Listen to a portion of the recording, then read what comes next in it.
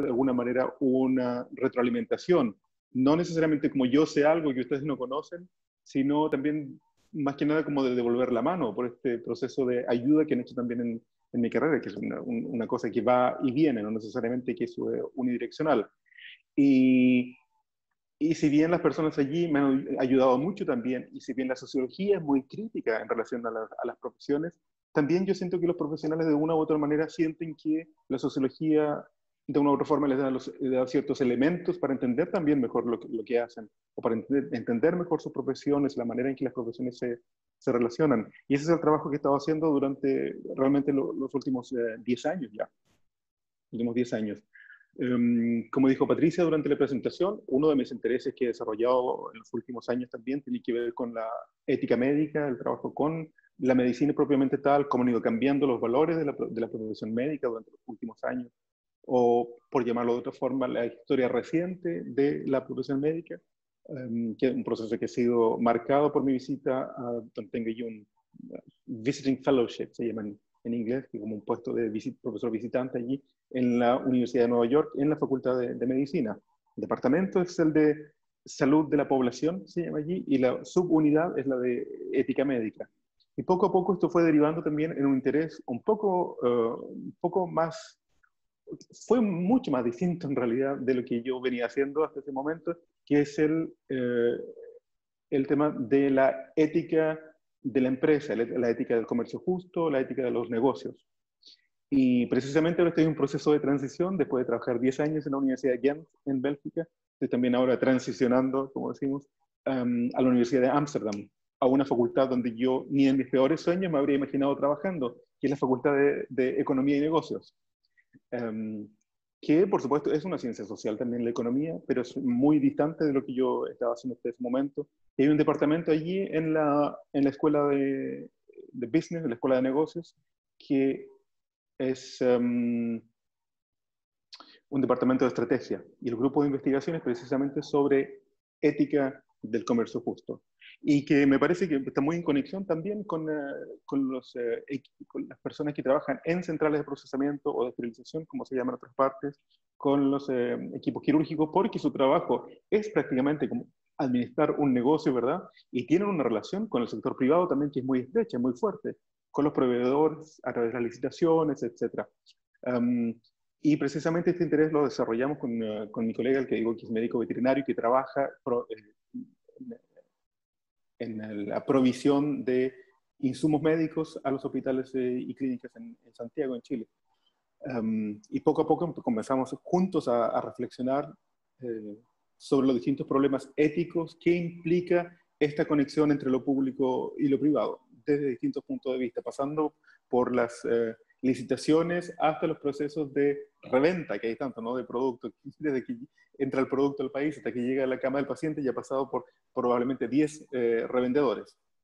Pero bueno, esta introducción ha sido nada más que para ponernos en onda sobre las relaciones interprofesionales, que es un área que yo he trabajado mucho también, no solamente relaciones entre profesionales de salud, sino también en otros sectores, como por ejemplo en el caso de las ciencias sociales, en que la división del trabajo es algo completamente distinto de lo que es en salud. En salud he trabajado más en las relaciones entre la medicina y la enfermería, y también entre las enfermeras y las matronas, y cómo es que se han reconfigurado o configurado sus relaciones en base al conflicto permanentemente, que hay periodos de conflicto y periodos de indiferencia, ¿verdad? Nuevamente aparecen otra vez periodos de conflicto y otra vez de indiferencia, como si fuese un ciclo. Y ese fue algo que me llamó mucho la atención para estudiar desde un punto de vista teórico, pero también como para producir después un trabajo que fue resumido en un libro que publicamos el año pasado, Gestión del Cuidado Interprofesional, que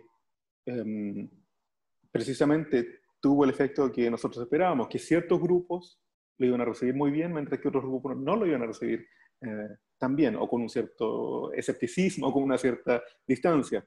Por supuesto, teníamos completa conciencia de que esto iba a ocurrir, pero al mismo tiempo, en general, incluso dentro de los grupos en que hay cierto escepticismo, también hay una cuota, diría yo, de realismo, es decir, si en realidad estas cosas suceden. Mi trabajo también ha sido marcado por una sociología más de la observación, una sociología más pragmática, si se quiere, más realista, más que de otro tipo.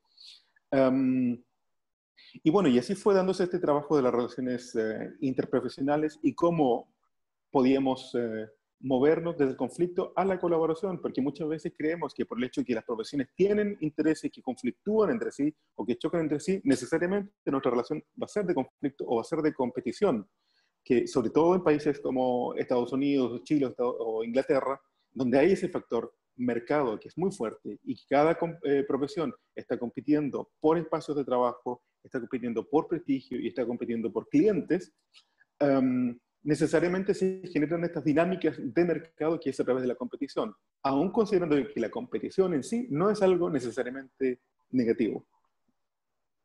Pero así es como, tal vez Patricia, si quieres nos puedes empezar a mostrarles Ya, perfecto. las diapositivas. Nos podemos ir directo a la 2 quizás. Entonces, lo que estaba diciendo era básicamente decirles, este es el punto de vista desde el cual yo miro las profesiones. Si bien es cierto, yo tengo esta formación inicial en salud y trabajé también en gestión de salud principalmente, mi ángulo o mi perspectiva es un poco más externa y está leída en clave sociológica, lo cual no quiere decir que sea la única perspectiva. Eso hay que tenerlo presente, sino que es una perspectiva más, que esto no es la respuesta final, la solución final a todos los problemas, sino es una perspectiva más que espero genere también ciertas reflexiones que ayuden también a quizás activar ciertos mecanismos de cambio en el espacio en que ustedes tienen mayor injerencia. Cuando hablamos de las relaciones interprofesionales, y vamos a la 3, Patricia, por favor, necesariamente tengo que hablar de las disciplinas científicas o de las disciplinas académicas, si se prefiere el término. En general, en el área en que yo trabajo, que es sociología de la ciencia, o sociología del conocimiento también a veces, cuando nos referimos a las disciplinas, nos referimos al campo abstracto de las representaciones, es decir, dónde están las teorías, dónde están los conceptos, dónde están los modelos, etcétera, que es distinto de una profesión, que la profesión lo entendemos más como un campo aplicado en el mercado de trabajo. Es parte del campo ocupacional. A veces en el lenguaje cotidiano, en el lenguaje ordinario, tendemos a ocuparlos como sinónimos. Como por ejemplo, yo desarrollo mi disciplina en tal hospital, etc. Para efectos analíticos lo vamos a entender solo como dos cosas separadas, diferentes. Una, como digo, la profesión, un campo ocupacional, mientras que la disciplina es más el sistema de representaciones sobre ese campo ocupacional. Es decir, cómo yo realizo una abstracción de ese trabajo y establezco ciertas conceptualizaciones, por ejemplo. Entonces, nos encontramos con que las disciplinas, si bien es cierto, la división del trabajo existe desde hace miles y miles y miles y miles de años, desde la prehistoria, cuando el ser humano necesitó empezar a organizarse para construir los lugares en que iban a vivir, quién iba a cazar, quién iba a criar a los hijos, quién iba a cultivar las plantas, etc. Había una división ya del trabajo dominada por la fuerza física. Y eso se mantuvo así más o menos hasta que empiecen a existir las disciplinas académicas como tal, que al principio eran solamente una, que era la teología, y la teología controlaba todo el conocimiento. La medicina era parte de la teología, las leyes eran parte de la teología, la astronomía, la física, todo era parte de la teología hasta la Alta Edad Media. ¿Cuándo empieza a existir este proceso de emancipación de las disciplinas? De decir, nosotros queremos desarrollar nuestras propias teorías, o queremos nuestras teorías que sean autónomas, que sean independientes y que no estén controladas por la teología, porque no todo se puede explicar por la existencia de Dios. Entonces ahí empieza ya a existir una división del trabajo que es distinta. Y eso siguió así hasta, como estoy mostrando la fotografía de abajo a la derecha, no la del extremo a la derecha, pero sí la que está al lado en blanco y negro, que es el proceso de industrialización. Eso es siglo XIX solamente. Es algo que ocurrió hace muy, muy, muy poco. Esa es la ciudad de Manchester, en Inglaterra. Durante el proceso de industrialización, mucho smog, muchas chimeneas, muchos trenes, mucha industria funcionando. Durante este proceso de industrialización es que empiezan a surgir las profesiones modernas, las profesiones actuales, como las conocemos hoy, o las proto-profesiones moderna, más bien dicho. Se fija en un proceso muy, muy reciente. Si volvemos arriba, donde dice Departments and Discipline, este libro narra la historia de la departamentalización de las universidades, que eso ocurre durante el siglo XX. Y en Chile esto se corresponde más o menos a los años 60, cuando la Universidad de Chile y la Universidad Católica empiezan a departamentalizarse y por lo tanto a organizarse por departamentos en que cada departamento va a representar una disciplina científica o una disciplina académica. Entonces empezamos a una organización interna de las universidades muchísimo más compleja, pero también al mismo tiempo muchísimo más fragmentada. Mucho más fragmentada. En que empieza esta división del conocimiento y existir más fronteras artificiales, por supuesto, entre una disciplina y otra, porque los departamentos van a tener que empezar a competir también dentro de la universidad por prestigio y por recursos. Y muchas otras disciplinas no van a adquirir esa misma autonomía producto de otros procesos más complicados de explicar ahora, pero entre ellos, por ejemplo, el género, la clase social, en fin. Entonces, algunas disciplinas van a quedar dentro de otros departamentos o no van a ser departamentos per se. Por tanto, esta perspectiva de cuidado interprofesional o de trabajo interprofesional viene un poco a desafiar esa departamentalización o esa división estricta por disciplinas, y que va a ocurrir solamente a comienzos del siglo XXI. Uno de los trabajos que nosotros hemos desarrollado fue, por ejemplo, publicado el año 2014, cuando trabajamos la historia de los conflictos entre matronas y enfermeras en Chile. Este libro de gestión del cuidado interprofesional salió solamente en el año 2019 y en el mundo anglosajón en sí, aunque ya ha habido un poco de trabajo, comienza, yo creo, no antes del 2001, por ahí más o menos. Entonces algo súper, súper, súper reciente y súper del siglo XXI.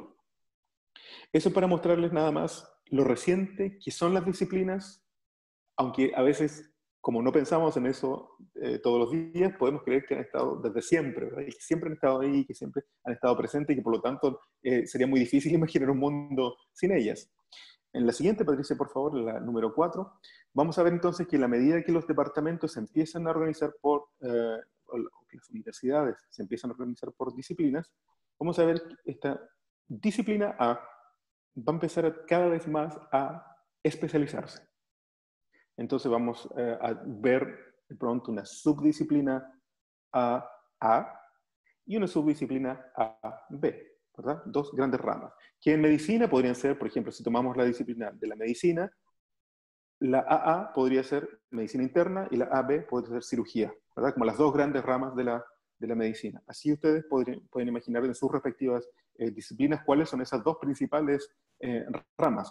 Pero a su vez, estas ramas se van a empezar a subdividir también. Por ejemplo, una subdisciplina que podríamos llamar AAA y la otra AAB. Mientras que por el otro lado, en la subdisciplina AB, podemos tener una ABA, una ABB. Por supuesto, para las personas que han asistido antes a mis webinars o a mis congresos, esta es película repetida un poco. Pero quédense hasta el final, les aseguro que no es igual hasta el final. Hay cosas distintas porque cada vez le agrego algo nuevo. Entonces, ¿qué va a ocurrir?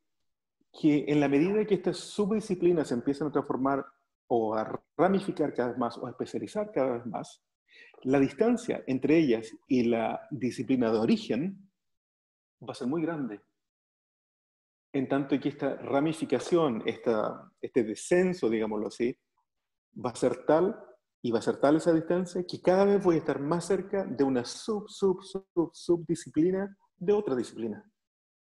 Como ocurre en áreas tan interdisciplinarias como, por ejemplo, esterilización, como ocurre en emergencia, como ocurre en la enfermería antropológica o la enfermería transcultural, si se prefiere, o como ocurre en cuidados paliativos, en que esas áreas van a empezar a compartir muchos más conceptos, dispositivos, enfoques, valores, identidades, más que con la disciplina de origen. Espero que de alguna manera le esté haciendo sentido lo que digo. En la siguiente lámina podemos ver cómo la universidad, donde están las disciplinas, se relaciona con el campo laboral, donde están las profesiones, a través de una visión que en los años 70 fue muy fuerte, que era la idea de que una disciplina debía controlar a su respectiva profesión.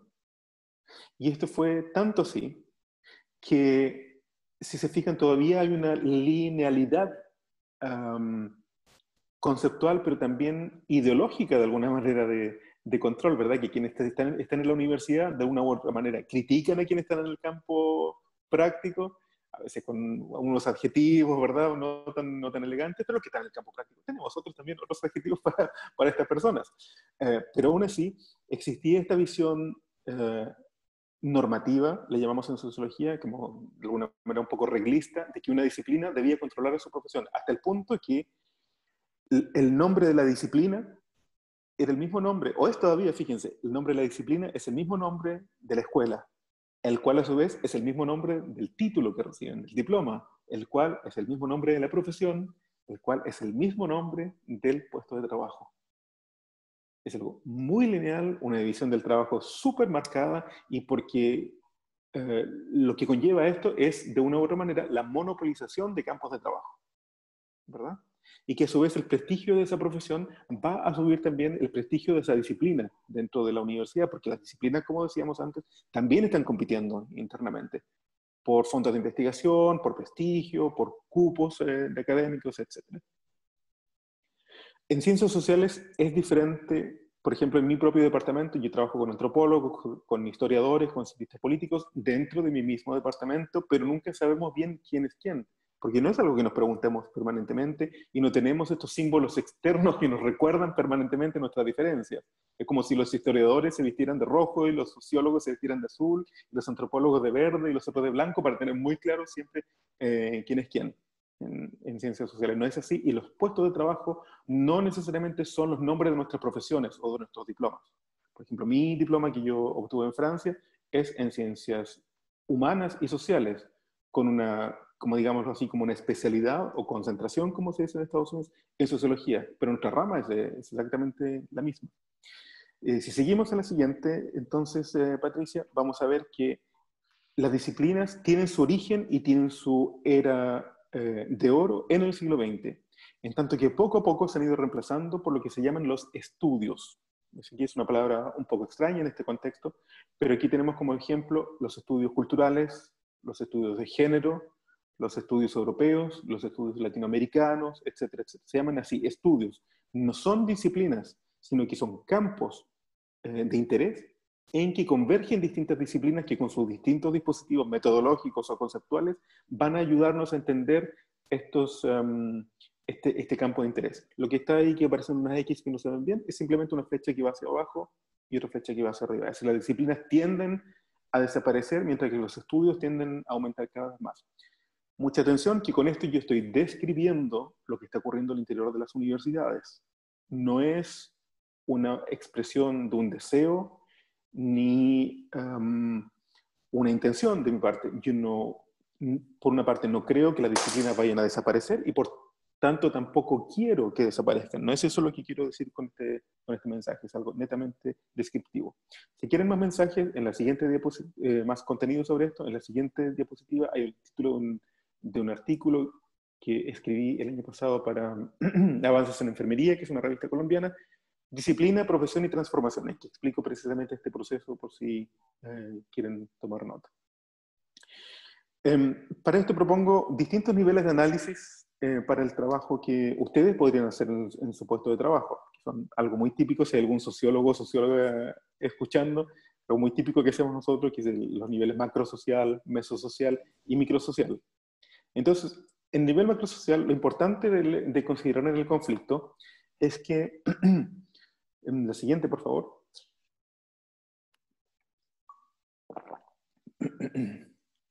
que distintas formas sociales o distintas culturas, si le llamamos de una u otra manera, también cambian en el tiempo, cambios que van a derivar en cambios en las ideas. En la medida que cambiamos nuestras ideas, se van produciendo también cambios a nivel social. Cuando decimos nivel macrosocial, estamos hablando de la sociedad en su conjunto. ¿Mm? ¿Es necesario reconocer el conflicto? Sí, porque como decíamos al principio, el conflicto no necesariamente es algo negativo, como la competición tampoco es algo necesariamente negativo. De hecho, en ciertas culturas, el conflicto es mejor aceptado que en otros. Por ejemplo, aquí al lado, en Holanda. En Holanda, si hay algo que yo estoy diciendo y que a alguien le pareció mal, va a levantar la mano y me va a decir, eso es incorrecto. ¿Mm? Porque el conflicto entre las personas no es considerado un antivalor. No tienen miedo al conflicto y los conflictos necesariamente se resuelven apelando a la razón. Diciendo, ah, sí, tal vez yo tomé mal la fecha o tal vez hemos leído libros diferentes, etcétera, pero siempre hay una respuesta racional para resolver ese conflicto. Mientras que en otras sociedades, como diría yo, tal vez Canadá, Inglaterra, Chile, por cierto, también, en que el conflicto no es tolerado de la misma manera y a veces cuando queremos decir algo no necesariamente lo decimos directamente por una consideración, no de timidez diría yo, pero sí como una cierta regla, un formalismo um, de cordialidad o de consideración. ¿Mm? Como por ejemplo, ¿te pareció bien la presentación? Sí, sí, me pareció súper bien, aunque yo en realidad personalmente no estaba conforme con la presentación. Un holandés lo habría dicho directamente, no, en realidad tu presentación fue horrible y ojalá la cambies para la próxima vez. Pero bueno, son distintos enfoques que son, por supuesto, mucho más difíciles de cambiar. Pero el conflicto es sí, sobre todo cuando se entiende como competición en sociedades en que el mercado tiene una posición central en la organización de esa sociedad, como Estados Unidos o Chile, Nueva Zelanda, Australia, Inglaterra, la competición es considerada como un valor, porque en la medida que yo compito con otra persona, necesariamente nos va a hacer mirarnos el uno al otro y de alguna manera hacer un cambio en el producto o servicio que estoy entregando que marque una diferencia. ¿Mm? Sea un producto que sea mejor en calidad o sea un producto que va a competir por precio. Quiero vender más, pero voy a apuntar a otro público que no tiene el poder adquisitivo que yo tengo. Pero necesariamente me va a obligar a volver la mirada hacia el lado, hacia lo que los otros están haciendo. Y también competición en el sentido de que si yo tengo una idea, voy a proteger esa idea, va a haber una suerte de secreto industrial para que yo pueda eh, desarrollar esa idea antes que otro me la robe, ¿verdad? Entonces hay esa cosa también que va produciendo un cierto desarrollo individual en tanto empresario o en tanto individuo que es emprendedor, que es una palabra que se ocupa más en Chile, pero también el usuario puede verse beneficiado también de esa competición, como decíamos, producto de que esta competición permanente va produciendo o induciendo cambios permanentemente, o porque va a ser beneficiado en precios si es que el mercado se basa en esas reglas. En el nivel mesosocial, que es el que yo quisiera dedicar un poquito más tiempo, porque es donde ustedes tienen más influencia y es el nivel donde se mueven, el nivel mesosocial son las organizaciones, las instituciones. En un sentido sociológico, instituciones es otra cosa, pero quiero decirlo como en el hospital donde trabajan, o la universidad donde trabajan, el centro de salud donde trabajan, o en la empresa donde trabajan, si ustedes están prestando servicios por un hospital. Ese es el nivel mesosocial. Son colectivos humanos un poco más grande que la familia, por ejemplo, es un poquito más grande. Digamos una organización, una institución como las que he mencionado. Las organizaciones no siempre reflejan los valores de la cultura en que se encuentran. A veces enfatizan ciertos rasgos de esa cultura y otras veces tienden a disminuirlos. De manera que a nivel mesosocial necesariamente va a haber una reconfiguración de esos valores. O cada institución va a tener sus propios valores que no necesariamente van a reflejar lo que llamamos cultura chilena, por ejemplo, o cultura colombiana o peruana. Y en algunas estructuras organizativas, esta cultura deriva incluso desde su fundación. Como decir, por ejemplo, los fundadores quisieron que este hospital fuera de esta manera, o esta clínica, o esta universidad. Pero en otros casos, esos valores también pueden derivar de ciertos eventos que van a marcar el recorrido o la historia de esa institución. Yo recuerdo que hasta hace unos años atrás, por ejemplo, en una marca muy conocida que yo sé que existe en otros países también, que es el supermercado Jumbo, el conflicto estaba prohibido. Imagínense ustedes el peso emocional y moral que produce a las personas el no desarrollar ningún tipo de conflicto con sus compañeros, mucho menos con sus jefes. A poco andar se dieron cuenta que en realidad era una muy mala estrategia que producía más estrés que otra cosa.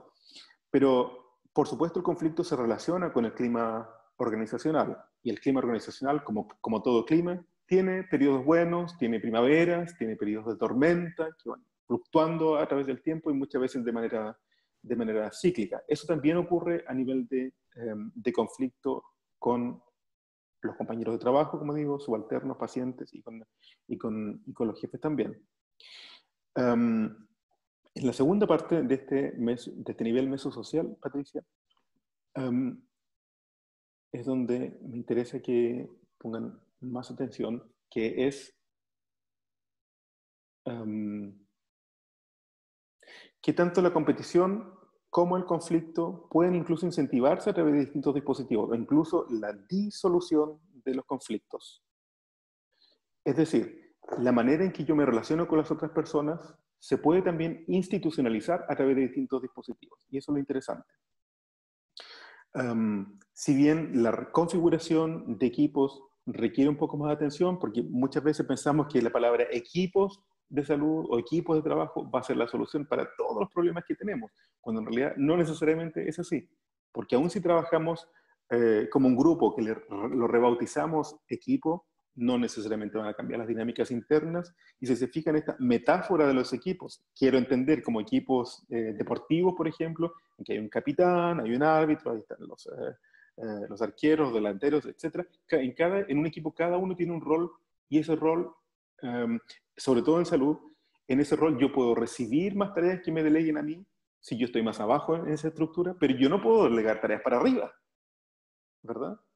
De modo que el equipo también tiene ese problema, que también es una estructura jerárquica. Yo puedo delegar solamente hacia abajo, y si en lo más abajo que yo esté, más perjudicado voy a estar dentro de ese equipo. Entonces también hay que tener cuidado con la configuración de los equipos, porque eso también va a generar conflictos internos en ese grupo de trabajo, indistintamente de cómo se llame. Pero quiero volver a esta idea de que hay una posibilidad de disminuir el conflicto a través de un componente estructural. Y yo creo que efectivamente es posible, e incluso desarrollar la colaboración a través de una reconfiguración de la estructura. Aquí mismo en la universidad, nosotros que tenemos el ejemplo más cercano, está, por ejemplo, el nivel de resolución de conflictos, que si yo tengo un conflicto con alguien, no va a quedar solamente, supongamos con mi jefe, que se llama Pete Brackett, y nos llevamos súper bien por lo demás. Supongamos que yo tengo un conflicto, hay un conflicto entre él y yo, por la razón que sea. Nosotros no vamos a quedar aislados producto de este conflicto. Que, como ustedes tienen su conflicto, ustedes se lo arreglan como puedan porque es su conflicto. No, no, aquí la institución también puede tomar parte y cualquiera de los dos puede decir, mira, yo tengo un conflicto con Ricardo, tengo un conflicto con Pete, y por más que nosotros conversemos, seguimos teniendo estas riñas, seguimos nos saludándonos, seguimos dándonos un feedback demasiado brusco, demasiado duro, cuando presentamos trabajos, cuando en realidad nosotros no tenemos, no es parte de nuestros valores aquí ser tan directos. Entonces vamos a pedir que alguien venga a mediar y esa persona que media va a abrir espacios de conversación. Y que es muy interesante porque está estructurado de esa manera. Esa persona, parte de su trabajo es venir a mediar un conflicto y es una persona que no tiene conflictos de intereses ni conmigo ni con Pete, con ninguno de los dos. Una persona totalmente neutral, muchas veces alguien que nosotros ni siquiera conocemos y que en este caso casi siempre es alguien de otra universidad. Perdón, digo de otra, bueno, también puede ser de otra universidad, de otra facultad, quise decir. Pero también es importante reconocer que pueden existir o coexistir distintos intereses y que esos deben transparentarse cuando hay estos procesos de negociación. Por ejemplo, yo recuerdo cuando en un momento pasé y trabajé en una central de esterilización en el sur de Chile, era muy común ver conflictos entre cirujanos y nosotros en esterilización.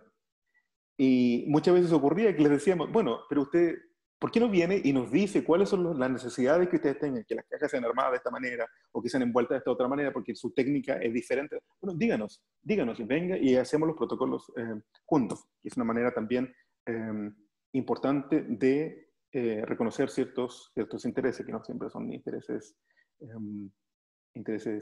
económicos, muchas veces son cosas muy prácticas. También hay intereses económicos que ocurren a nivel mesosocial y también macrosocial, por ejemplo, las leyes cuando se reforman, o los códigos sanitarios, o las regulaciones de las distintas profesiones, y que cada grupo profesional, ahí los colegios, por ejemplo, tienen una voz muy importante, y ahí gana, el que sabe negociar mejor, el que habla más fuerte, etcétera. Pero muchas veces se pierde también esta perspectiva del paciente, por ejemplo. No hay asociaciones de pacientes diciendo, mire, a nosotros nos gustaría este servicio, que nadie lo ha creado, o a nosotros nos gustaría que nos trataran de tal forma, o nos gustaría que se armaran tales circuitos dentro de los hospitales. Ellos nunca están allí.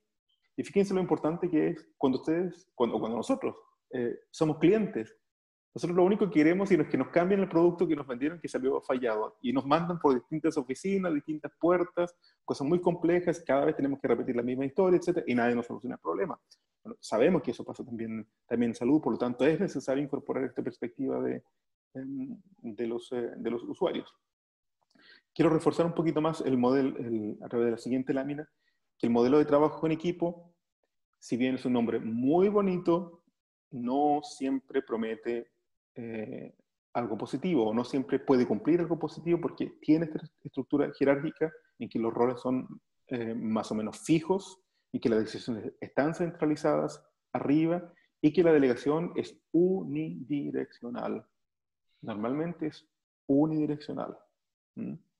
Cuando el paciente probablemente lo que necesite es que haya también una multidireccionalidad en la delegación, ¿verdad? De modo que si alguien me tiene que poner el oxígeno, bueno, no importa que sea alguien que iba pasando por ahí, que no necesariamente es experto en oxigenoterapia, quizás, ¿verdad? Hay dos trabajos, en la página siguiente, o lámina siguiente, hay dos trabajos que me parecen interesantes, pero uno más que todo, que es el trabajo que hemos hecho allí con las matronas y enfermeras, que está publicado en el Journal of Interprofessional Care, la primera de las dos. Y la segunda, un artículo muy interesante, está en International Sociology, publicado, en que allí hay más interacción entre médicos y enfermeras, que bien podría aplicar para médicos y matronas, o profesionales no médicos en general. Y cómo estos últimos han podido avanzar en la medida que han sostenido de una u otra manera un proceso de negociación de largo aliento con la profesión médica, que antes, sobre todo antes, era muy dominante. También ha ocurrido ese proceso en la reformulación de las leyes. Yo conozco muy de cerca el caso de Canadá, por ejemplo, sobre todo en Quebec, cuando se crearon las especialidades que se llaman profesiones de práctica avanzada, entre los cuales hay químicos farmacéuticos, hay matronas, hay enfermeras también, etcétera, que van tomando roles que antes eran de la profesión médica, ahora eran exclusivos. También las leyes que han regulado la práctica profesional en salud han girado a esta interprofesionalidad de manera de que haya un intercambio de roles. Es decir, hay roles que van a ser exclusivos, como por ejemplo, hay una razón por la cual yo no quisiera que me opere un trabajador social. Existe una razón técnica, ¿verdad? Hay roles que son exclusivos, pero también roles que son delegables y otros roles que son intercambiables. Es decir, que da lo mismo quienes los hagan. Y ese proceso fue un proceso largo de negociación con la profesión médica que tenía un lobby muy, muy importante, muy intenso en Canadá. Y fueron ellos quienes retrasaron todo este proceso que empezó en el año 73 y se pudo lograr solamente en el 2001. Pero fue tan importante esta ley, que se llama Código de las Profesiones, que también se le conoce como Ley de Relaciones Interpersonales. Porque precisamente vino a saciar, por un lado, las necesidades de los pacientes, pero también vino a reconocer una práctica que de manera informal había delegado tareas en los otros profesionales y que era como asumido que la práctica normal de una matrona, de un enfermero, de un tecnólogo, etcétera, era hacer ciertos roles que eran propios de la profesión médica, pero que nadie reconocía eso. Pero en caso de que había un problema, decían, pero bueno, tú estás haciendo algo que no es de tu rol, no es de tu profesión, ¿verdad? Entonces esta ley finalmente lo que vino a hacer fue reconocer esos pequeños roles que eran súper importantes para los pacientes. Un ejemplo claro de esto, para no seguir siempre con el caso de las enfermeras de práctica avanzada, es el de los farmacéuticos de práctica avanzada, que muchas veces tenían que replicar recetas cuando los pacientes se les acababan, ¿verdad? O no alcanzaban las píldoras para el próximo control, o cuando no se entendía la letra del médico, o cuando efectivamente la prescripción estaba errada, por ejemplo, tenía un cero de más, ¿verdad? Entonces había muchas cosas que por el interés del paciente, el farmacéutico tenía que actuar de manera individual. Entonces, estas leyes nuevas, en la siguiente lámina, por favor, fue creando nuevas culturas de trabajo que también fueron cambios estructurales, es decir, también estaban en las leyes y los distintos procedimientos que hubo que hacer, de manera que la división del trabajo entre las profesiones no fuese tan estricta, sino que hubiese roles superpuestos, como estamos viendo en la parte derecha de la imagen.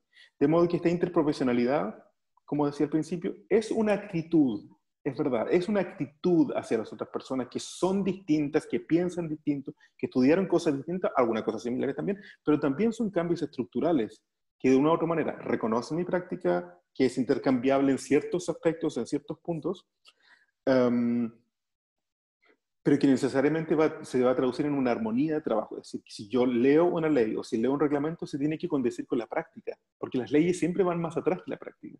O las reglas en general siempre van más atrás porque la práctica va mutando, sobre todo producto de la tecnología.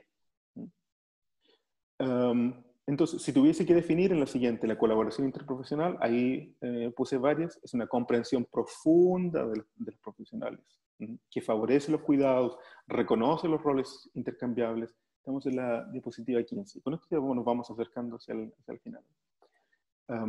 Que reconoce los roles intercambiables, los delegables, los exclusivos y los roles en conjunto, que se pueden hacer en equipo o niveles que se pueden intercambiar entre niveles de coordinación o también en redes.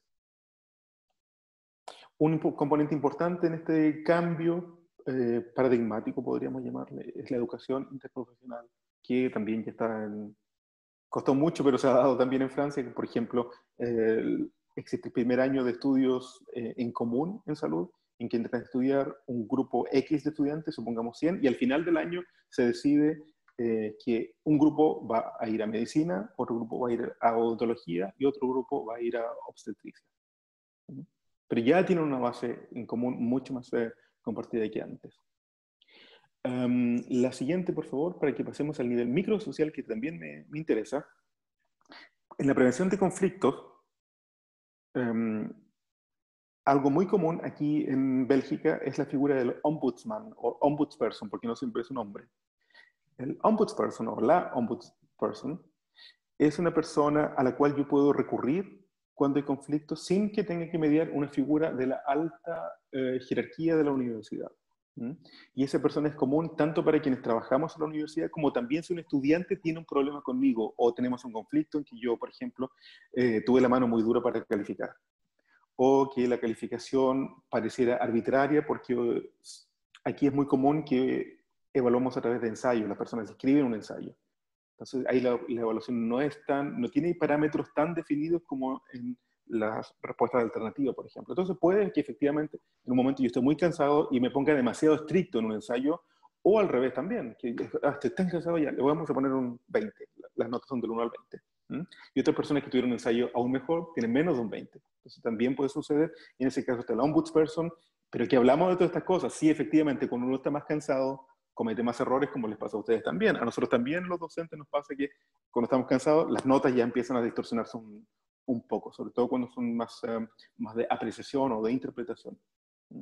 También está la figura del mentor, que yo, si bien es cierto, tengo mi jefe directo, también tengo un mentor que es de otra facultad, que me va guiando de alguna manera en mi desarrollo de mi carrera, y estas típicas figuras del mentor son, yo creo que ustedes las van a identificar rápidamente ahí en sus instituciones, son estas personas que siempre tienen las palabras adecuadas cuando uno tiene un problema, son las personas con las cuales a uno gusta tomar un café cuando uno tiene un problema, o que nos ayudan a tomar las decisiones difíciles, porque todos estamos enfrentados a decisiones difíciles todo el tiempo. Y estas personas son las típicas que entran a este programa de mentoría, que ayudan, como digo, a un desarrollo también moral de las personas, no solamente técnico, de manera que al final de mi día yo puedo decir, tuve decisiones muy difíciles que hacer, fueron difíciles, pero yo tomé la mejor decisión que podía. Por eso, en la línea siguiente, cuando digo cuidado con los juicios apresurados, porque también nuestras elecciones morales también son juzgadas por nuestros jefes, como también nosotros juzgamos a nuestros jefes por sus decisiones morales. Por eso también hay que desarrollar de una u otra manera una cultura de dar cuenta del tipo de decisiones que nosotros tomamos y por qué tomamos las que tomamos. Que muchas veces la parte fácil es distinguir lo erróneo de lo correcto. Lo más difícil es cuando hay dos decisiones que son potencialmente correctas y ellas conflictúan entre sí. Y yo tengo que irme por una solamente, que es la más difícil. Y ahí es donde entra también la figura del mentor. Bueno, yo cuando estaba en tu puesto o en tu nivel de experiencia me tocó decir esto y esto y esto. La evaluación del desempeño también puede incluir esta figura de colaboración como un criterio más, de manera que se vaya incentivando esto a nivel estructural, como así, que no quede simplemente a criterio de cada uno. Y por supuesto, todos sabemos que todos tenemos conversaciones pendientes. Todos, conversaciones que evitamos, que podríamos haber tenido, reconocer cuando nos equivocamos. Yo también tengo conversaciones pendientes, lo sé, lo admito, y hace poco estuve hablando con mis amigos de esas conversaciones que tenemos pendientes, por ejemplo, con nuestros respectivos familiares, que son otro tema. Pero las conversaciones pendientes a nivel de familia son decisiones personales, a diferencia del trabajo, en que esas conversaciones que no hemos tenido pueden llevar también a fallas que pueden repercutir en los usuarios, ¿verdad? Entonces ahí ya la decisión no es tan personal. Um, yo creo que lo vamos a dejar más o menos hasta aquí, por ahora, para dar espacio a hacer preguntas o comentarios que pueda haber. La diapositiva, por supuesto, se las puedo enviar porque hay cosas que quizás quieran revisar con más detalle. Hay una de la cual no voy a hablar hoy día. Pero bueno, muchas gracias por su atención. Espero haber dicho algo que sea de su interés. Muchas gracias, Ricardo. Súper interesante tu presentación y la visión. Mira, han llegado un par de preguntas que te vamos a hacer presente. La primera pregunta que tengo acá es de Oscar Prenz, que lo hizo llegar y dice que como líderes del proceso de esterilización, estamos enfrentados a varios desafíos: mantener o aumentar la productividad de nuestras centrales con recursos acotados, y entre ellos el recurso humano, ya sea por licencias médicas, ausencias o falta de personal. ¿De qué forma podemos potenciarnos para ser exigentes pero respetuosos y empáticos? Ejercer presión pero de forma positiva. Esa que ayuda a crecer, ser divertidos, cálidos, sin dejar de lado los objetivos que tenemos que tener presentes. Sí, es una pregunta, bueno, que por cierto es muy compleja, tiene muchísimos elementos y que no es tan, como situación no es tan fácil de solucionar. Por supuesto, yo diría que los momentos coyunturales son muy importantes en toda organización. No solamente cuando hay crisis o cuando hay problemas, sino también cuando hay ciertos momentos de apertura del diálogo, por ejemplo, cuando se crean, cuando se realizan estas reuniones para desarrollar la misión, visión de un hospital. Y que podemos definir cuál es el norte de nuestra organización, podemos definir cuáles son nuestros valores, pero también podemos establecer cuáles son nuestras limitaciones. Porque también a esta persona que es TENS, también hay que decirle que es verdad que hay que aumentar la productividad en algunos casos. Es verdad que hay que mejorar la calidad en otros casos. Y es verdad que nuestros recursos son limitados porque el trabajo es repetitivo, se cansa, hay fatiga muscular, etc. Eso es así, pero que la solución no siempre radica en la central de procesamiento necesariamente, porque también hay que diferenciar lo que son los límites personales o profesionales de lo que son los límites de la institución en sí. Por lo tanto, uno no puede necesariamente abrogarse todos esos problemas como una falla individual o mi falla de liderazgo, etc. Por tanto, yo creo que esas limitaciones debiesen ser reconocidas a un nivel un poco más mesosocial, como decía antes. Quizás con la plana mayor del hospital o en estos espacios de discusión, de definir, ok, esta es nuestra misión, pero también nuestros recursos son estos, tanto humanos como tecnológicos o de materiales. Okay.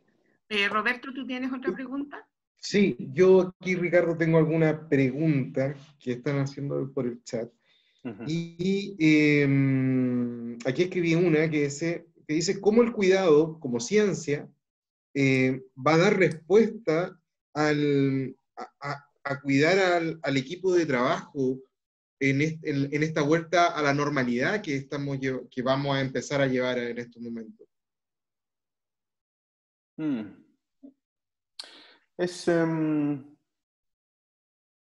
Voy a responder como sociólogo. Como sociólogo, como digo, necesariamente yo tengo que responder de acuerdo a lo que yo he observado a un nivel mucho más pragmático que a un nivel de ideales. Porque los ideales, por supuesto, están ahí, es muy fácil adscribirse a ciertos ideales o identificarse con ciertos valores, pero las decisiones del día a día siempre están condicionadas de una u otra manera contextualmente, ¿verdad? Por una parte están mis ideales y por otra parte mis decisiones, que no siempre hay una congruencia entre eso por esta situación contextual de la que hablo. Hay esta discusión abierta desde los años 90 en adelante sobre si la ciencia del cuidado como tal ha tenido una repercusión fuerte en la práctica, sobre todo de la enfermería. Cuando voy, por ejemplo, a hacer etnografía con personal, sobre todo con enfermeras, después de un día largo de trabajo y que yo estoy ahí con ellas también, les ayudo a contestar el teléfono a veces, les ayudo a cargar algunas cosas, le digo, bueno, cuéntame, tú como enfermera, ¿qué teorías crees que te ha ayudado durante todas estas cosas que has estado haciendo durante estas horas?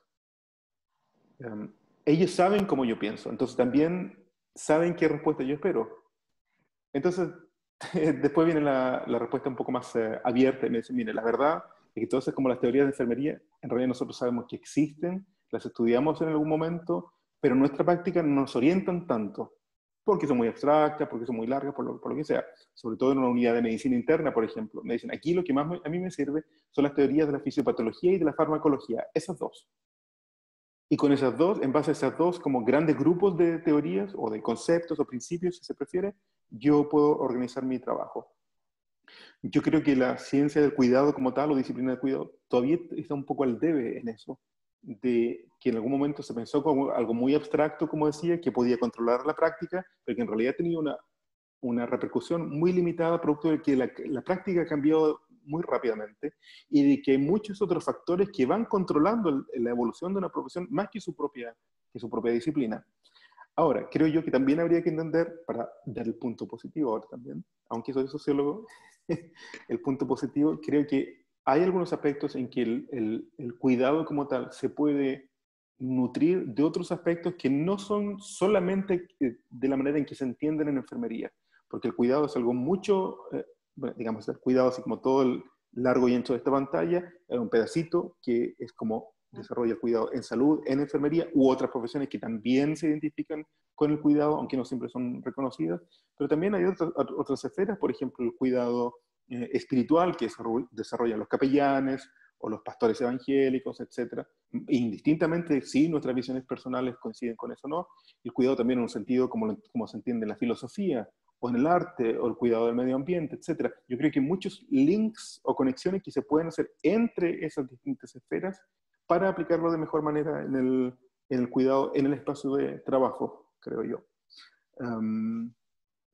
Pensándolo bien, el área de salud ocupacional también es un área altamente interprofesional, en que me parece, tengo la impresión de que hay poco allí como de mirada del cuidado, en que quizás pues, efectivamente puede ser un área en que las enfermeras pueden tener influencia. Como digo, en este juego interprofesional en que las profesiones se van desarrollando y van creciendo, hay muchas otras disciplinas que influyen en la enfermería, pero la enfermería también puede influir en otras disciplinas, que eso es un área también poco explorada. Sí. Ricardo, en tu libro Gestión del Cuidado Profesional, tú mencionas que la colaboración interprofesional involucra obviamente una transformación cultural de las organizaciones, de tal manera que permita movilizar en forma racional recursos para la provisión del cuidado. ¿Qué posibilidades y desafíos ves para la práctica del cuidado interprofesional? A mí me parece que, sí, por si acaso, el libro está en la última diapositiva, y por si alguien quiere tomar nota, están los links también donde se pueden adquirir. Gracias por leer el libro, Patricia, por tomar esta referencia. Sí, efectivamente, voy a ser nuevamente bien abierto, voy a responder como sociólogo. Este libro al principio no fue tan bien recibido entre las enfermeras, producto de esta, como decía al principio, como esta monopolización que nos obliga al mercado, ¿verdad? Como a desarrollar nuestro ámbito, estos campos de exclusividad que queremos tener. Pero poco a poco la gente lo fue leyendo y he visto críticas, muy buenas críticas, publicadas por personas independientes que no tienen nada que ver conmigo, en que dicen, mira, la verdad es que este libro tiene sentido. Tiene sentido porque efectivamente algo tan complejo como es el cuidado del ser humano que está atravesando situaciones de salud y enfermedad, el trabajo es muy difícil de fraccionar. muy difícil de fraccionar, porque efectivamente tendríamos que fraccionar a ese ser humano, para que uno se quede con la cabeza, otro se quede con la piel, otro se quede con los anexos, etcétera, etcétera. Otro se quede con el espíritu, si se prefiere. Pero efectivamente se condice con una constatación en la práctica, en áreas que son altamente interprofesionales y otras en que efectivamente se están haciendo cada vez más interprofesionales, porque también las personas han entendido que los límites profesionales se van expandiendo, se van moviendo y cada vez más hay necesidad de crear estos campos intercambiables. Que al principio decíamos, no, si vamos a definir nuevamente los reglamentos, y la gente se ponía a pelear sobre quién iba a poner la sonda Foley, por ejemplo.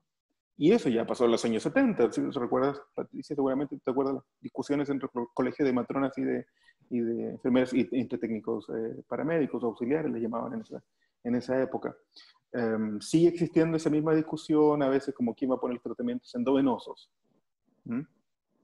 Yo creo que también hay que entender la mirada en este juego interprofesional, en que a veces las competencias individuales no siempre se condicen con competencias genéricas monopolizadas en un título, ¿verdad?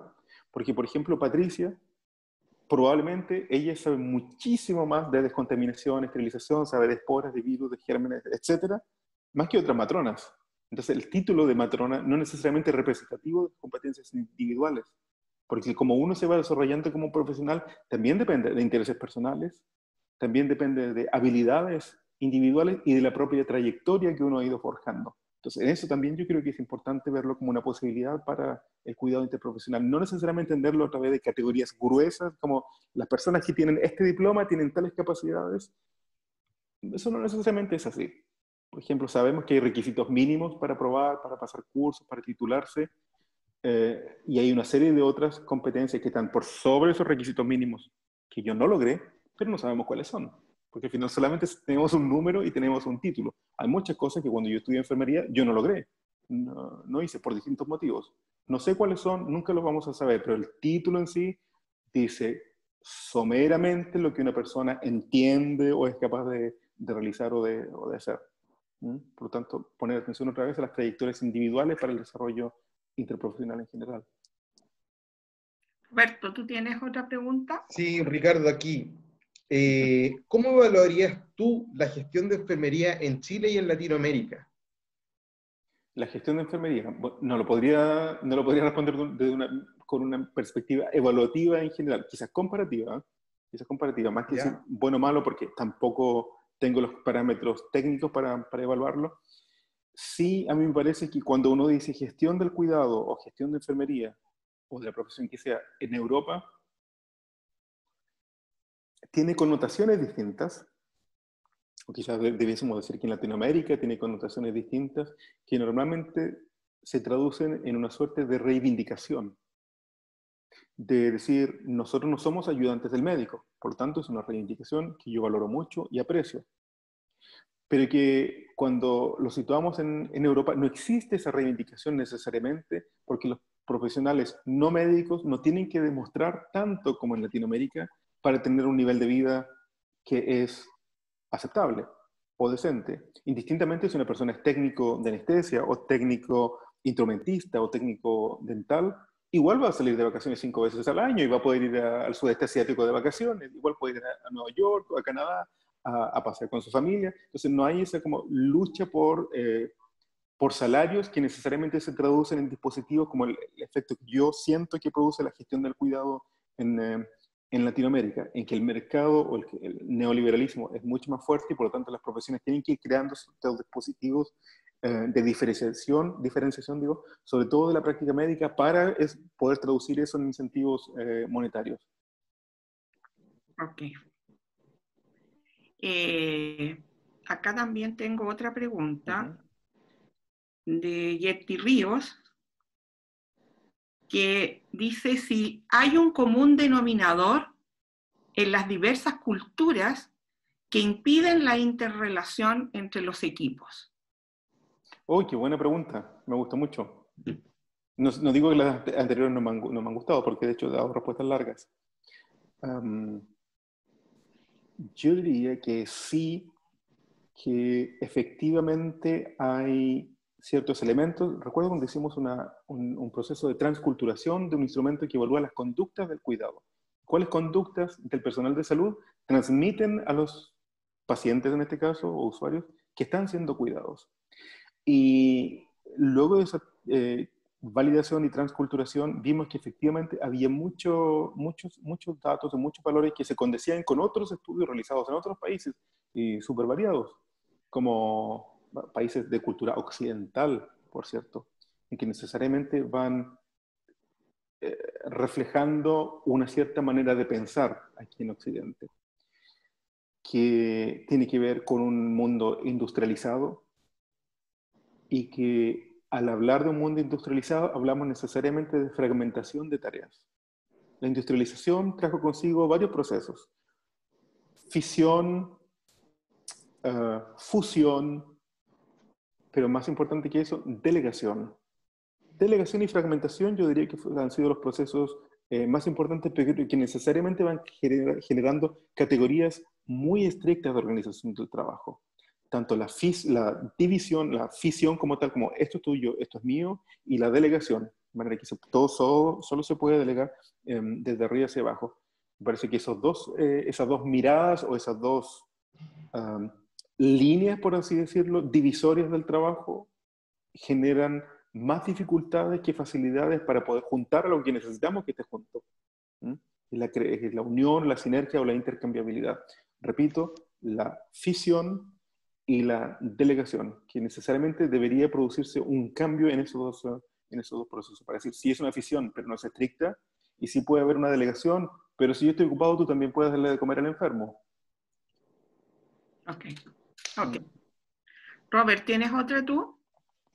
Sí, aquí llegó el chat de Noé Sicali Morales. ¿El cuidado de la salud humana siempre es interprofesional?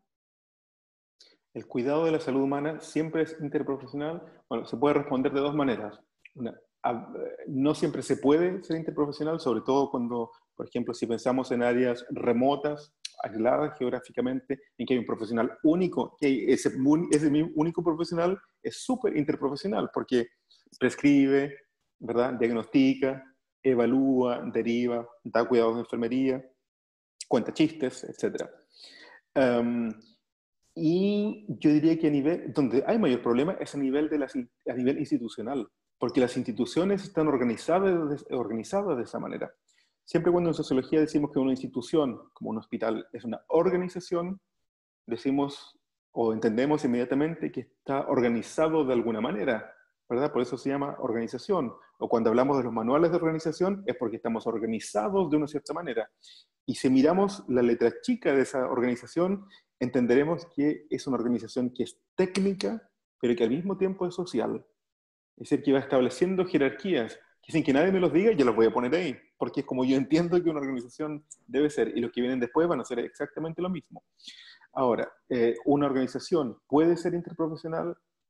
Yo diría que puede, pero que no necesariamente es así por la forma en que están formulados los manuales organizativos, las descripciones de los puestos de trabajo. Eso que a veces se toma como de manera tan quizás automática o sin a veces dedicarle mucho tiempo, yo creo que tiene que ser repensado también, la descripción de los puestos de trabajo. ¿A quién yo rindo cuentas? ¿En qué rindo cuentas? ¿Cuáles van a ser mis tareas? Como dije antes, las tareas exclusivas, las delegables o las intercambiables también. Los manuales de organización son una herramienta muy poderosa de cambio. Por lo tanto, debiese tener poner más atención para precisamente introducir esta mirada interprofesional que no se da tanto, repito, en las instituciones. Y mientras más grande, más fracturado el sistema. Más fracturado, porque también se hace más fácil de controlar de esa manera. Por esta mirada que tenemos como de estandarización también de los procesos, que tiene ventajas, pero también tiene desventajas, porque implica que cada persona que está ahí en un puesto de trabajo va a hacer exactamente lo mismo, cuando necesitamos que cada uno también ponga su componente personal de cómo desarrolla el trabajo. ¿Hay alguna otra pregunta más en el chat? ¿Tú tienes más? No, aquí bueno, más que nada de la misma presentación, me gustó mucho el tema del conflicto. Creo que esa connotación negativa está como bien enraizada, por lo menos está como enraizada. Cambiarla a que el conflicto pueda generar un valor en la organización, pueda cambiar una manera de pensar, lo encontré bastante interesante. Y aparte de esta figura del Ombudsman, que es como un intermediario, que la verdad que es bastante interesante esta figura. Es muy Ahora, interesante, porque, ¿puedo agregar algo a eso? Sí. El ombudsman es súper interesante porque no solamente, como dije, es una persona que está institucionalizada allí y que su trabajo es precisamente ir mirando conflictos en distintas partes de donde le llaman, aparte de otras actividades que hace, no solo hace ombudsperson, sino que también tiene una sensibilidad especial para interpretar los conflictos, porque muchas veces las personas que nosotros llamamos conflictivas no son más que el síntoma de algo mayor que está ocurriendo ahí, ¿verdad? No es que de por sí esta persona es como generadora de problemas, o que está ahí porque tiene problemas de personalidad y por eso quiere hacerme la vida imposible. A veces estas personas son como en una familia, a veces cuando hay problemas, que una persona está como, entre comillas, vamos a llamarlo disfuncional, pero que finalmente va a ser el síntoma de algo que está ocurriendo, de algo que no funciona, que ocurre muchas veces cuando no hay un calce perfecto entre los perfiles del puesto de trabajo, o la descripción no está muy bien hecha. Entonces viene una persona que es como súper innovadora, súper motivada, y las personas que están allí, que toman las decisiones, no son tan innovadoras o no son tan motivadas. También pasa al revés. Hola, Matías. También pasa al revés, que muchas veces hay un grupo que es súper innovador, muy dinámico, pero las personas que están, cuando llega una persona nueva, no necesariamente tiene ese mismo perfil. O sea, no quiero decir que un perfil sea perfecto, ni que uno va a calzar en todos los puestos de trabajo, ni mucho menos, pero sí que, que necesariamente hay que mirar estos distintos lados de los conflictos, que no son necesariamente negativos los conflictos, y que también no necesariamente la persona que arma o que destapa, digamos, el problema, no necesariamente es la persona que es la dueña del problema, que el problema no está en sí mismo. Acá en el chat hay otra pregunta, Ricardo, hablas... Matías dice, Matías Faúndes, muchas gracias por esta presentación, Ricardo. ¿Cómo analizas la división conceptual entre curar y cuidar? ¿Es esta una división artificial que perpetúa el conflicto? ¿Cómo transformar, movilizar esto hacia la colaboración? Es decir, yo creo que, y yo sé hacia dónde apunta la pregunta de Matías, porque hemos coincidido en otros seminarios también, y de otras formas. A mí me parece que hay que diferenciar entre cómo los conceptos se emplean en la arena sociopolítica en relación a cómo se emplean en la academia. En la academia los conceptos tienden a ser mucho más abstractos y tienden a abarcar mucho más elementos que los de la arena sociopolítica. En la arena sociopolítica quiero decir, por ejemplo, las negociaciones entre las profesiones, entre colegios, cómo se relacionan entre sí, con otras sociedades científicas o con el Estado, etc. En general, en este segundo ámbito de discusión sociopolítica tiende a representar menos, un radio más reducido de conceptos o de perspectivas, y que siempre tiene que ver más bien con un rol o con la definición de un campo profesional. En otras palabras, finalmente, cuántos cargos va a tener tal o cual profesional en un hospital, a diferencia de en la academia. En la academia me parece que la división entre curar y cuidar es un poco más difusa, precisamente porque a nivel etimológico, si se quiere, significan exactamente lo mismo. Por ejemplo, si lo pienso, yo hablo algunos idiomas, si lo pensamos en italiano, por ejemplo, cuando decimos que un libro, que una edición de un libro ha estado al cuidado de alguien, quien es el editor, dice a cura di, o sea, quien realiza la cura de ese libro. Y en general el cura, como el sacerdote, ¿verdad?, es la persona que está al cuidado espiritual de otras personas. Y eso pasa en una serie de lenguas latinas, no solamente en italiano y en español. Yo diría que en el campo ocupacional nunca hay que perder de vista, en todo caso, el tema de las reivindicaciones, que son importantes. Son importantes.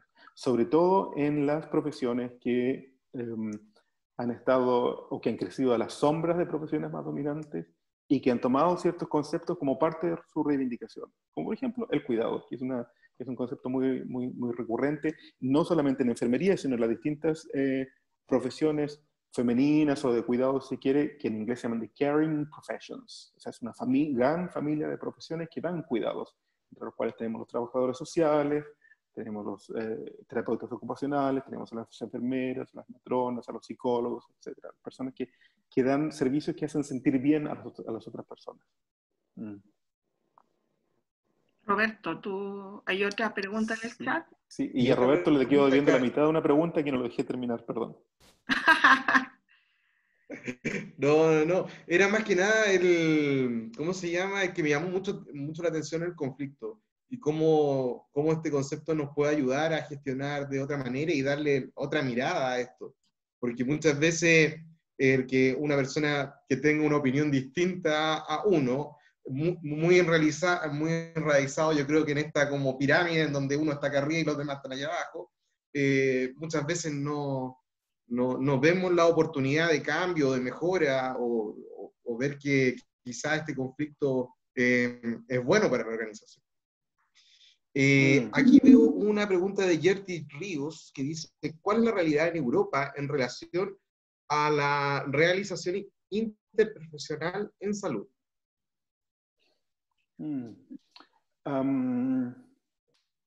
Yo diría que es un campo que se está abriendo cada vez más. Por supuesto, se nota más en el grupo de profesionales no médicos, como esta gran familia también de profesiones no médicas, que se ha debido a varios procesos. No los voy a nombrar todos ahora porque no nos alcanza el tiempo, aunque yo puedo estar toda la noche aquí hablando, no hay problema. Yo puedo responder largo y tendido, no tengo ningún problema si nos tenemos que quedar más. Uno de los grandes problemas que ha existido producto de los cambios demográficos, que ustedes conocen muy bien, ha sido, voy a decirlo entre comillas, la falta de médicos. No sabemos exactamente si faltan médicos o no. Lo que sí sabemos es que los colegios médicos insisten en que faltan médicos. Pero no sabemos en realidad los datos. Pero donde sí efectivamente sabemos que hay menos cobertura de médicos, que no es lo mismo que no hayan médicos, es en las áreas remotas y en aquellos lugares en que la práctica médica es un poco menos lucrativa. Enfermedades crónicas, personas hipertensas, diabéticas en el campo, difícil acceso, ya, no me interesa. Alguien que vive allá en las montañas, no me interesa. Alguien que vive así de manera muy aislada, no me interesa.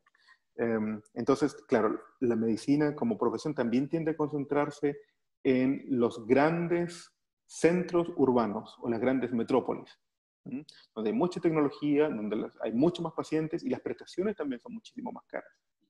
Entonces, la práctica avanzada, o que también es una forma de práctica interprofesional, ha tendido a cubrir estas necesidades de práctica médica en esos lugares donde no hay disponibilidad médica, vamos a decir. No hay disponibilidad médica inmediata para esos lugares. Entonces, la política de salud se ha prestado precisamente para que se creen estas leyes interprofesionales. Entonces, si el paciente hay que prescribirle en el April, supongamos, y no hay médico, bueno, se lo prescribirá el técnico o el farmacéutico o la enfermera, porque la ley está hecha para eso. También funciona en los hospitales. Las leyes son interprofesionales y, como digo, se llaman también leyes de relaciones o código de relaciones humanas. En Europa está creciendo muchísimo más porque esto partió fundamentalmente en Estados Unidos. En Estados Unidos existe desde los años 50, por ejemplo, lo que se llaman nurse practitioner, no son otra cosa que las enfermeras o matronas especializadas. Y estas especialidades, necesariamente las especialidades, introducen un cierto elemento de medicalización en las profesiones no médicas, porque quieren más experticia técnica, por ejemplo, de relación con ciertas tecnologías o con ciertas terapias, etc. Las universidades no siempre, o las escuelas de enfermería no siempre están de acuerdo con eso, pero entienden que esto está ocurriendo, una medicalización cada vez más marcada. Después se extendió, bueno, Estados Unidos y la parte inglesa de Canadá son muy similares, eso creció allí, y después en los años 70, 80 y 90, en la parte francófona de Canadá, en Quebec. Y producto de que Bélgica, Francia y Quebec conforman una zona geopolítica muy bien definida, ha habido mayor intercambio entre estas regiones y países también. Y producto de esta influencia es que se han dado de manera más retrasada, pero se están dando en Bélgica como Francia y también en la parte francesa de Suiza. En España también está creciendo. Y hay varias tesis doctorales que se han hecho al respecto también. En general yo es verdad, tiendo a considerar como sinónimos la práctica avanzada como interprofesionalidad, que no es lo único, pero es el mejor ejemplo que se me ocurre en este momento. Hay otros de los que he hablado en otros seminarios, como el último que di para la Organización Mundial de la Salud, en la sección panamericana, y que tuve la suerte de poder hablar ante 1000 personas precisamente sobre el trabajo interprofesional, que uno no tiene esa oportunidad todos los días. Hablamos de un concepto que se llama One Health, como una salud, o única salud, que es un campo súper interprofesional también, en que participan profesionales de salud, hospitalarios, pero también una serie de otros profesionales que no son necesariamente profesionales de salud, pero que con su perspectiva pueden hacernos entender mejor los problemas de salud. Por ejemplo, ingenieros forestales, ingenieros agrónomos, veterinarios, epidemiólogos no médicos, geógrafos, etc. Entonces, entendemos el concepto de salud única, a diferencia de que antes entendíamos, está la salud humana y está la salud animal. Entonces, este concepto One Health es otro ejemplo de interprofesional que es muy, muy, muy fuerte en el norte del mundo en general. Ricardo, hay otra pregunta en el chat de Noé Sicali que dice, ¿quiénes serían o son los agentes principales que favorecerían el desarrollo de esta perspectiva interprofesional en nuestras realidades en Latinoamérica o América Latina?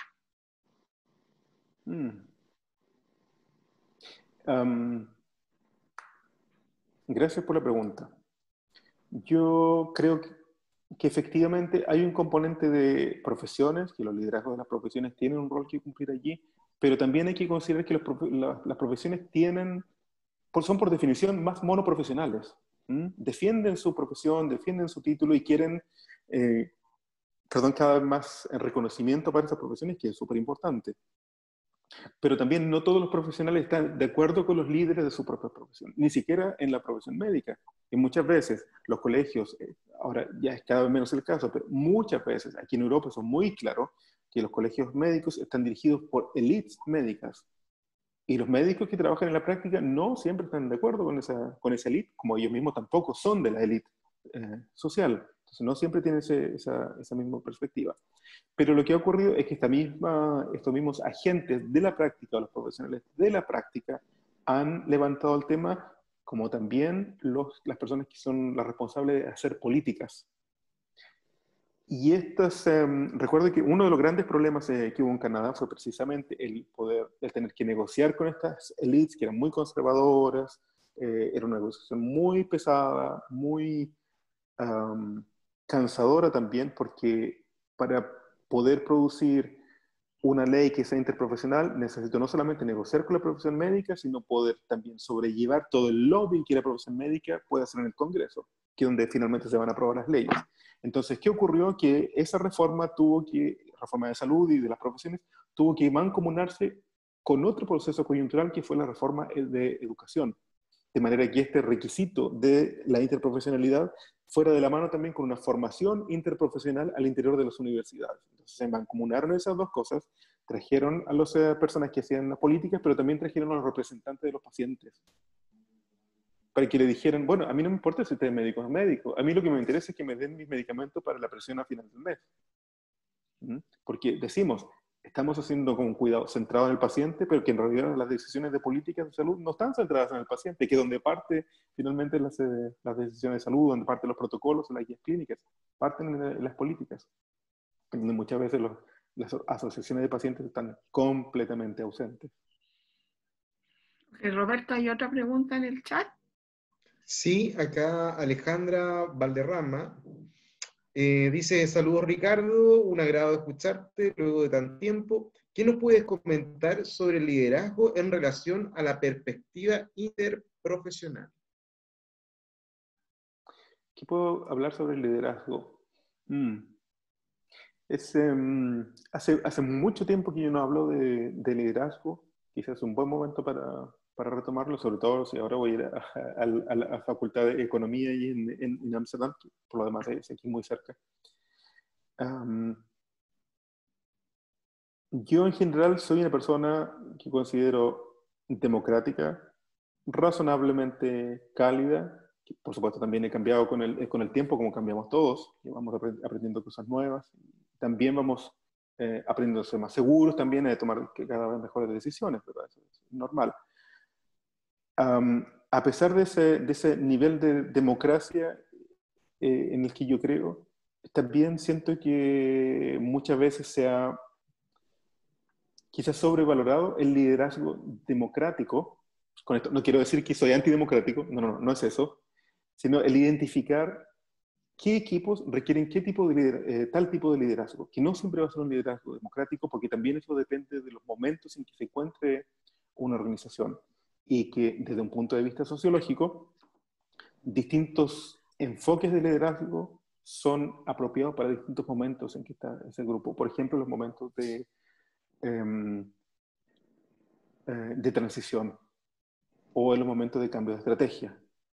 Eso va a requerir distintos elementos de liderazgo, o sea, liderazgo democrático. En otros casos tiene ciertas aristas también un poco autoritarias, lo cual no significa siempre violentas. Por ejemplo, cuando se concentran en la autoridad, un padre de familia que toma decisiones por los niños porque los niños no están en condiciones de decidir. Tiene un enfoque paternalista por lo demás. En otros casos requerirá un liderazgo un poco más carismático, por ejemplo, sobre todo cuando hay que hacer cambios que son importantes, en que sabemos que otras personas también se van a ver afectadas y por lo tanto se va a generar necesariamente un conflicto, porque los cambios nos irritan. Y yo siempre ponía este ejemplo a los estudiantes: a mí me cambian el orden del supermercado y ya eso me genera un caos en mi universo mental para poder encontrar dónde está, no sé, el azúcar, supongamos. Más todavía cuando las personas, su fuente laboral es muchas veces una fuente de estabilidad emocional también. Que en el trabajo hay personas que nos caen bien, personas que nos comprenden, desarrollamos amistades, muchas veces relaciones de pareja en los lugares de trabajo, etc. Por lo tanto, hay que ser considerado con eso también en el tema del liderazgo. Ahora, específicamente sobre el tema de trabajo interprofesional, yo no diría que hay un tipo exacto de liderazgo para desarrollarlo, porque el trabajo interprofesional tiene esta característica, que es que generalmente se produce desde la base. Se va generando desde los propios lugares de trabajo, producto de, como mostré en esta sub especialización, ¿verdad? Que finalmente uno se encuentra con personas de otras profesiones en el mismo campo y se va desarrollando de manera espontánea. No hay un reglamento que dice, ustedes de distintas profesiones se van a poner a trabajar en este ámbito, por ejemplo, la central de procesamiento. No es así. No es así. Por lo tanto, quizás lo que conviene más es un líder. Quizás estoy tratando como de imaginar cómo podría ser, no es una respuesta definitiva, que sea capaz de leer esos procesos de interprofesionalidad que se van dando de manera espontánea, para quizás institucionalizarlos también. Ok. Y la última pregunta, para no alargarnos tanto, Ricardo, ¿qué estrategias se pueden utilizar para, Mirna Rocío pregunta, ¿qué estrategias se pueden utilizar para identificar en nuestras unidades un ombudsperson? ¿De qué forma podemos trabajar en ello? Y esta sería la última pregunta. Sí, es una bonita pregunta. A mí me gusta mucho trabajar con los ombudspersons. Y en algunos casos he sido también en ciertos eventos puntuales. Yo creo que todos en nuestros trabajos, sobre todo cuando trabajamos en grupos, conocemos a estas personas que son de una u otra manera una suerte de brújula moral en el grupo, que es la persona que nos pone el cable a tierra cuando hay problemas, que nos tranquiliza cuando tenemos alguna preocupación y que nos da una palabra de aliento cuando hay que tomar decisiones difíciles. Esa yo creo que es la persona que la que finalmente hay que de alguna manera comprometer en ese papel, formarla también, si es que es necesario. Y esto es interesante, que una vez que el ombuds o la ombudsperson se compromete a ese trabajo, la organización también tiene que darle un cierto nivel de autonomía. Es decir, que si ese o esa ombudsperson viene y dice, bueno, este conflicto que tenían Ricardo y Roberto, realmente Ricardo estaba pasando por un mal momento, estaba pasando por un divorcio, tenía muchas tensiones y que finalmente en realidad nada cambiaba cuando estaba de turno con Roberto, estaba actuando como siempre, pero Ricardo venía con muchas tensiones desde la casa. Por lo tanto, a mí me parece que Ricardo no debería estar en contacto con el público por un tiempo, mientras le pasa esta situación que es personal, que no se puede prever y tampoco tiene solución de varita mágica. Entonces, la resolución de ese ombudsperson debe ser también respetada por la alta dirección. De manera que el director o gerente o quien sea no venga y dice, sí, el ombudsperson dijo tal cosa, pero yo no estoy de acuerdo, a mí no me gusta. Entonces, Ricardo, sigue en el turno, porque no vamos a pagarle un sueldo a otra persona para que venga a trabajar con Roberto. No funciona así el ombudsperson. El ombudsperson tiene una capacidad resolutiva que no se puede deshacer. Es vinculante. De manera que no es solamente un adorno y que viene a darme como apoyo espiritual en las cosas, no. Tiene una resolución que también es técnica y es definitoria. Ok. Bueno, hemos recibido muchas gracias, excelente conferencia. No sé, Roberto, si tú quieres hacer ver, por ahí hay aplausos. No, muchas gracias. Roberto. Bueno, también están contentos con la presentación. Es súper interesante cómo podemos ampliar nuestro quehacer profesional con temas distintos. Creo que fue una excelente presentación y también hemos invitado a muchas asociaciones de otros países para que puedan escuchar este tipo de presentaciones y nuestro objetivo es generar una plataforma de ayuda a través de Chile o Latinoamérica. Que no, por supuesto. Así que hay temas interesantísimos como el último que estás planteando, cómo generar un ombudsperson en cada una de nuestras unidades. Probablemente son tareas que debemos ir analizando. Para mí, lo más importante en todo esto, la generación de cuidados a través del conflicto, es precisamente generar espacios de conversación. Como decía, por supuesto hay decisiones personales que uno puede decidir, no hablarle a alguien, es parte de su vida privada también, es su decisión personal, pero en los espacios de trabajo, cuando eso puede repercutir en la salud de alguien, es otra cosa. Por lo tanto, estos cambios se deben institucionalizar también, deben estar en las descripciones de los puestos de trabajo, deben estar en la institucionalización de un mentor o un apoyo, o del ombudsperson, que tiene más poder que el mentor, porque tiene una capacidad resolutiva y que es incuestionable, y que esa persona decida en lo final, y también la evaluación del desempeño. De esta manera se puede ir institucionalizando todo esto, y que no solamente quede como, sí, hoy día tengo ganas, otro día no tengo ganas. Bueno, bueno. Muy interesante. Muchas gracias a todos los asistentes, a nuestros colegas peruanos, colombianos, mexicanos, de Canadá, y a ti muy especialmente, Ricardo, por darte el tiempo de poder compartir con nosotros este tema que es tan interesante y que sobre todo, a pesar que yo te dije, no vamos a hablar nada del virus, yo creo que la pandemia que vivimos en el mundo es una excelente oportunidad para mejorar nuestra relación interprofesional y poder, digamos, mejorar en pos del paciente. Así que muchas gracias a todos y gracias a ti, Ricardo. Estamos en contacto y pronto estaremos comunicándonos con todos ustedes para poder ofrecer otro tipo de ayuda y poder mejorar las prácticas en nuestra área. Así que muchas gracias, que tengan buena tarde, buenas noches para otros. Chao, que estén muy bien. Chao. Con mucho placer.